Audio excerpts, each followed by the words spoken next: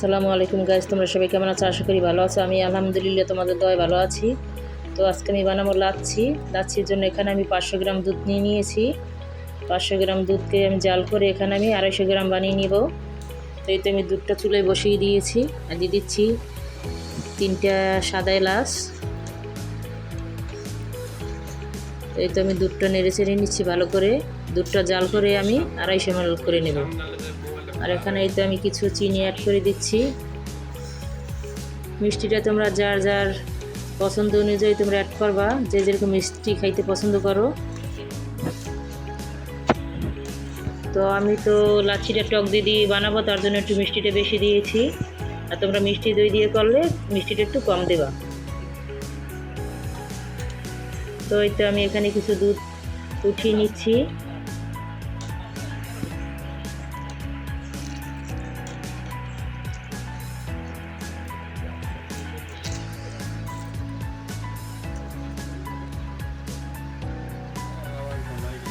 তো এই তো আমি বাটিতে যে দুধটুকু উঠিয়ে রাখছিলাম তার ভিতরে দিয়ে দিচ্ছি জাফরান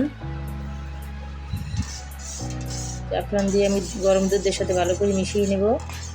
এতে করে সুন্দর একটা কালার ছেড়ে দিবে। আর এই দুধটা আমি এই দুধের ভিতরে অ্যাড করে দেবো। এতে করে লাচ্ছিটা খেতেও মজা হবে আর সুন্দর একটা ঘেরানো আসবে।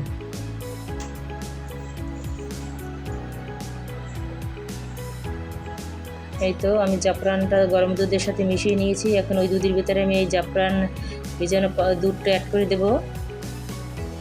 এই তো আমি এই দুধটা অ্যাড করে দিচ্ছি, দিয়ে নেড়ে ছেড়ে আমি দুধটা দেখো, আমার দুধটা কিন্তু প্রায় ঘন হয়ে আসছে আর অনেকটা পরিমাণ টেনেও গেছে দুধটা। ওই তো দেখাই যায় আমি কতটুকু দুধ নিয়েছিলাম আর দেখো টেনে কতটুকু হয়েছে।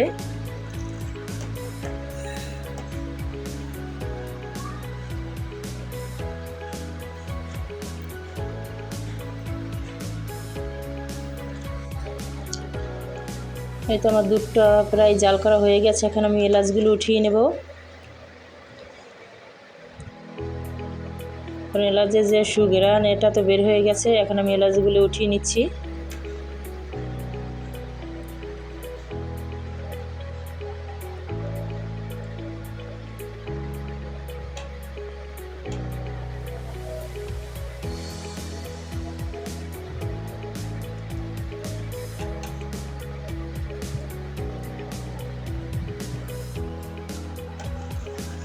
আমি এলাচগুলো উঠিয়ে নিয়েছি। এখন ভালো করে একটু নেড়ে চেড়ে নিচ্ছি দুধগুলো। দেখেই বোঝা যায় যে দুধটা কতটা ঘন হয়েছে। এই তো আমার দুধটা জাল করা হয়ে গেছে, আমি উঠিয়ে নিয়েছি। এখন এই যে একটা ব্লেন্ডার জাগের ভিতরে আমি নিয়ে নিয়েছি টক দই আর দিয়ে দিয়েছি আইস কিউব। এখন দিয়ে দেব সেই জাল করা ঘন দুধ। দেখো এই তো আমি দুধটা দিয়ে দিচ্ছি।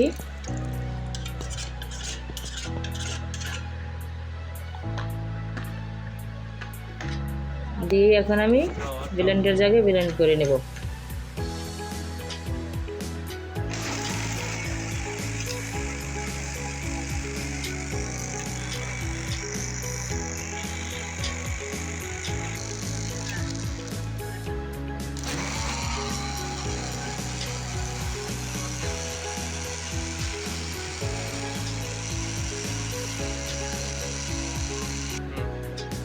এই তো আমার লাচ্ছিটা ব্লেন্ড করা হয়ে গেছে। এখন আমি গ্লাসে ঢেলে দেখাচ্ছি তোমাদেরকে পরিবেশন করে। লাচ্ছিটা খেতে অসম্ভব মজার ছিল। তাই তো আমি যতটুকু দুধ নিয়েছিলাম আর টক দই, এ থেকে আমার 2টা গ্লাস হয়েছে। এতে দেখো আমি 2টা গ্লাসে ঢেলে নিয়েছি। এখন তোমাদেরকে পরিবেশন করে দেখাচ্ছি। আমি দিয়ে দিচ্ছি উপর থেকে কাঠবাদাম কুচি আর দিয়ে দিচ্ছি পেস্তা বাদাম কুচি। তো এভাবে তোমরা এই তো রমজানে এভাবে লাচ্ছি বানিয়ে নিতে পারো ইফতারের আগে আগে। খেতে অসম্ভব মজা হয়। আর তোমাদের যদি আমার এই লাচ্ছির রেসিপিটা ভালো লেগে থাকে তাহলে লাইক কমেন্ট শেয়ার করে দেবে আর আমার চ্যানেলটি সাবস্ক্রাইব করে দেবে। প্লিজ আমার নিউ চ্যানেল, আমার চ্যানেলটা সাবস্ক্রাইব করে দেবা। এতক্ষণ আমার ভিডিওটি দেখার জন্য ধন্যবাদ। আল্লাহ হাফেজ।